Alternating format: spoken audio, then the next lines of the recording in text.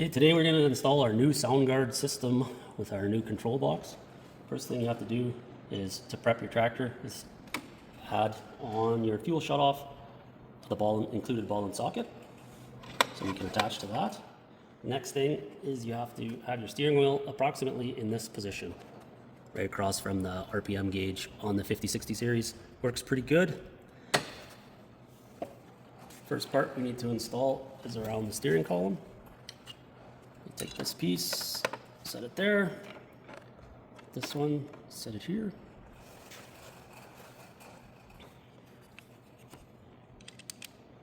Attach your wing nuts. It's not often we get to do an install like this where we are not in the cab, so we can actually get around and show the install instructions a lot better.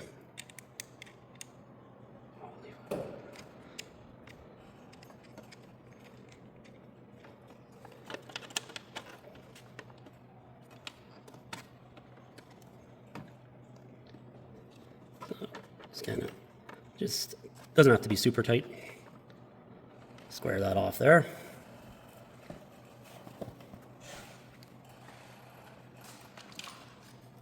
Then you have the main assembly here. So this is where the fuel shutoff goes. Key. These two slots right here, they made up to the part that we just put on. And then we have the PTO parts on the other side. These didn't need to be taken off.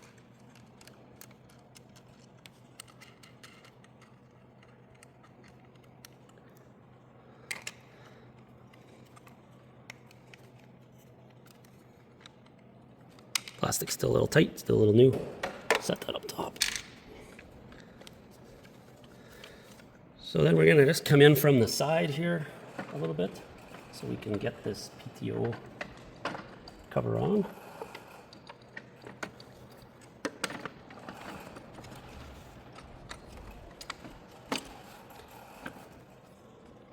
So now we want to make sure this piece is sitting flat. Maybe come on this side here.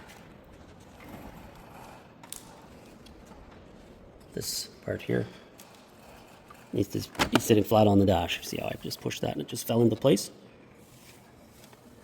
So that's in its right spot there. We got our PTO part on that on here. This is our fuel shutoff actuator, which we will set.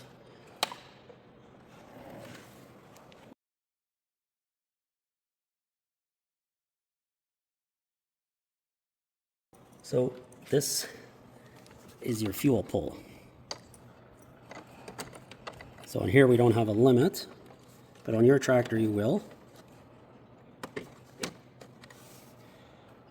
So if you cannot get the fuel pull in, and it's you need to get closer to the tractor, you just have to adjust this piece of plastic here, and it will allow the actuator to come down a little farther.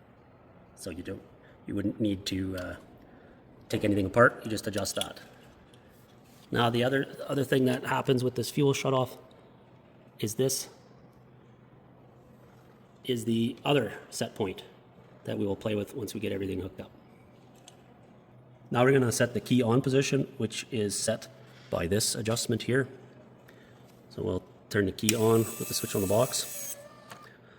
Now this would have to go in if we want it to turn the key a bit more. So if the lights didn't come on, if the dash didn't light up, we would push it a little bit more.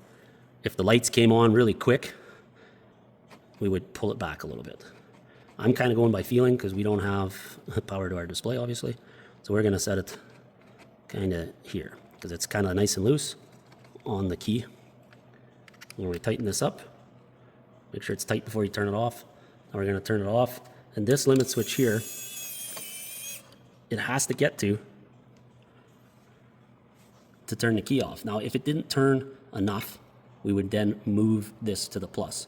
If it turned too far, we obviously would move it to the minus.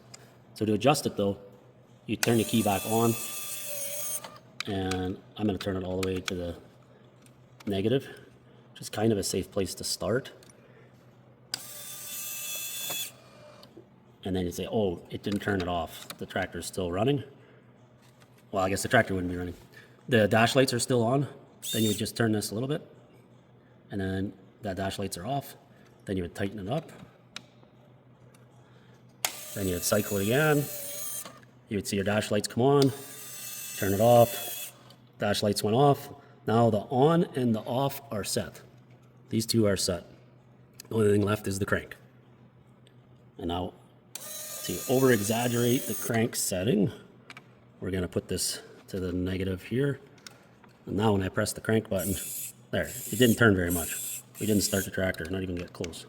So we move it a little bit more. No, still didn't crank over. Let's put it a little bit more here. There, oh, maybe it's cranking over now, so that's good. We don't want this to get to the end of the keystroke. That's how we burn actuators out. See, you hear that sound? Oh, actually, that's it's cranking. So now we can hear the actuator's power down. It's cranking, for sure. We got to that spring part of the key. I don't have much power in my display. It does labor a little bit. It is kind of hard to turn the key. That's probably too far. You don't normally have to get to the end of the key till it hits the end of it. We're gonna see there, I didn't get to the limit switch. That's too far. Again, when you're setting this, you would just be setting it to the point in which your switch starts to connect and crank. You don't have to go any far, you just go a little bit past that crank point, and that's it. And then as soon as you release it, it stops cranking. So now the tractor would be running. Then we would hit our off switch on here. And now the tractor's off. Now for the next step, we're going to plug the 12-pin wiring harness adapter for the SoundGuard. We got our 12-pin, that's with every standard on every box. Plug that in. Now we're going to plug the PTO actuator in to its receptacle. So now we're going to secure the SoundGuard with the two wing nuts here and the two tie downs here. So we're going to put the tie downs in just loosely to start with. So there's one on the left side.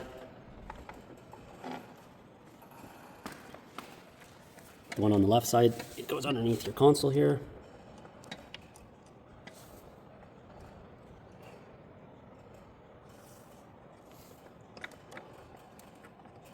So it's probably easier to thread these on to start with. And we're not going to tighten it up right now, we're just going to loosely wing it on there. The other one's on the other side? Yep.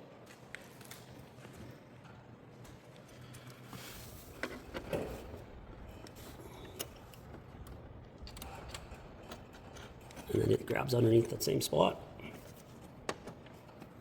Now we'll put our two wing nuts on the top.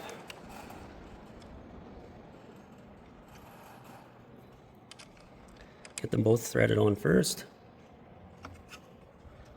And now these two, these are the ones you can tighten up first. Tighten them down. And as we're tightening these down, we're pulling against the bottom ones that we installed super loose there, finger tight. Now we just go down, give these a half turn or more. Put some tension on them. Now this thing's part of your tractor now. Okay, so let's put our PTO cover mount back on so we have control of that. Go to the other side. Because like we can just edit that out. Wing nuts are a little finicky.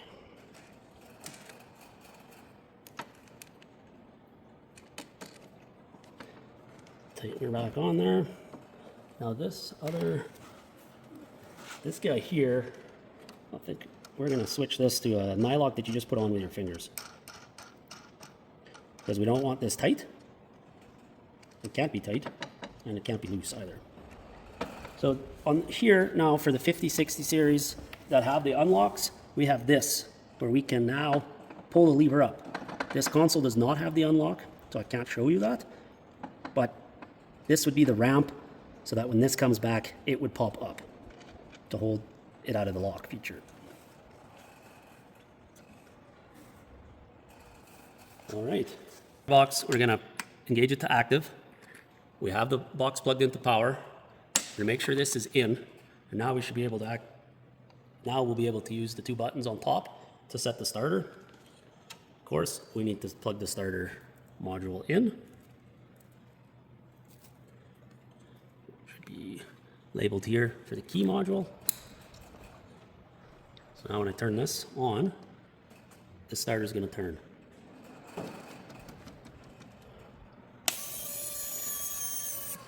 And also the fuel pole moved. Now,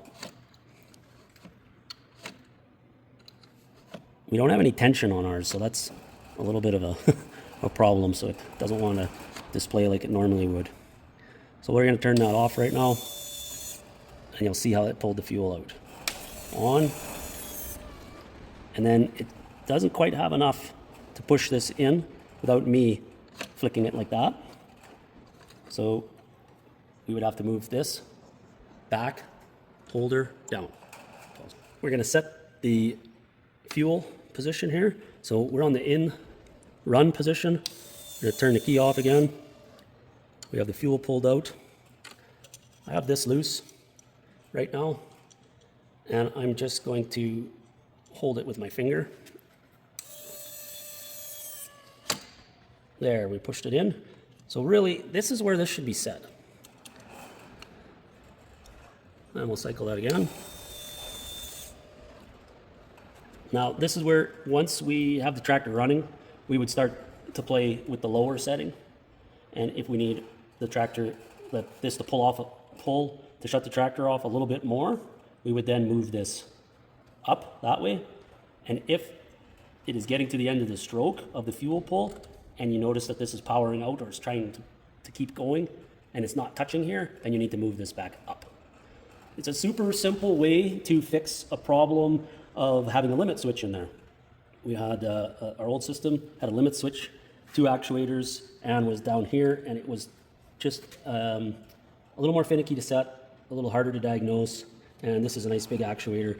So those tractors that have a real hard fuel pull, we now can pull them out pretty good.